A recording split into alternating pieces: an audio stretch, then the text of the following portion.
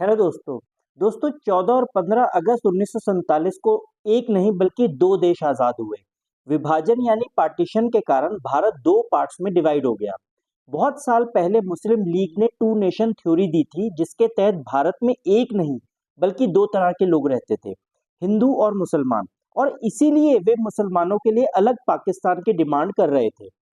कांग्रेस ने इसका बहुत विरोध किया, लेकिन 1940 के दशक के घटनाक्रम, कांग्रेस और मुस्लिम लीग के बीच की खींचतान और ब्रिटिश पॉलिसीज के चलते पार्टीशन रुक नहीं पाया।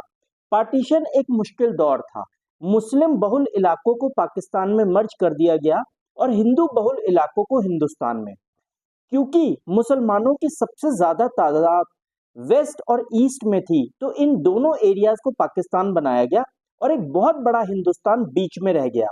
हालांकि नॉर्थ वेस्ट फ्रंटियर प्रोविंस के एक बड़े नेता खान अब्दुल गफ्फार खान, जिन्हें फ्रंटियर गांधी भी बुलाया जाता है, पार्टीशन के खिलाफ थे, पर उनकी आवाज को अनसुना कर दिया गया। सबसे ज्यादा परेशानी पंजाब और बंगाल में आई, जहां गैर मुसलमानों की तादाद भी काफी ज्यादा थी। इसलिए पंजाब और बंगाल प्रोविंस को डिवाइड कर दिया गया। इन दोनों प्रोविंसेस का कुछ हिस्सा हिंदुस्तान में और कुछ पाकिस्तान में चला गया। लाखों हिंदू और सिख लोग पाकिस्तान में फंस गए और लाखों मुसलमान हिंदुस्तान में रह गए। ये लोग रातों रात अपने ही शहर में, गांव में पराये हो गए और भयानक जुल्म का शिकार हुए।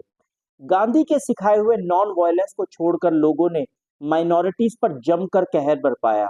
लाखों लोगों को मार दिया गया, औरतों का बलात्कार किया गया तथा लड़कियों को जबरदस्ती धर्म परिवर्तन कराया गया और उनसे शादी की गई। लाहौर, अमृतसर और कोलकाता जैसे शहर कम्युनल जोन्स बन चुके थे। इसकी वजह से लाखों लोग अपना घर परिवार छोड़कर दूसरे देश जाने को मजबूर हुए। दुनिया के इतिहास में यह सबसे बड़ा और सबसे भयानक पलायन था। रास्ते में भी लोगों पर अत्याचार होता था। हत्या, बलात्कार, लूटपाट आम बात थी। कितने ही बच्चे अपने माता पिता से अलग हो गए और परिवार की गरिमा बचाने के लिए कितने ही लोगों ने अपनी बहू बेटियों को खुद ही जान से मार दिया। भाग कर आए लोगों को दूसरे देश में रिफ्यूजी कैंप्स में रहना पड़ा। रिफ्यूजी कैंप्स को मैनेज करने वाला प्रशासन और पुलिस भी लोगों के प्रति संवेदनहीन थी। इन लोगों के पास ना रहने को घर था और ना खाने को रोटी। सैकड़ों राइटर्स और फिल्म मेकर्स ने इस त्रासदी पर फिल्में बनाई। लिखने वालों ने इसे देश का नहीं बल्कि दिलों का विभाजन कहा।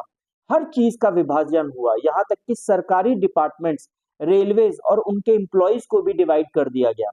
सरहद के दोनों तरफ कम्युनल ऑर्गेनाइजेशंस काम कर रही थी, जबकि भारत की आजादी के लिए लड़ने वाले ज्यादातर लोग सेकुलर थे।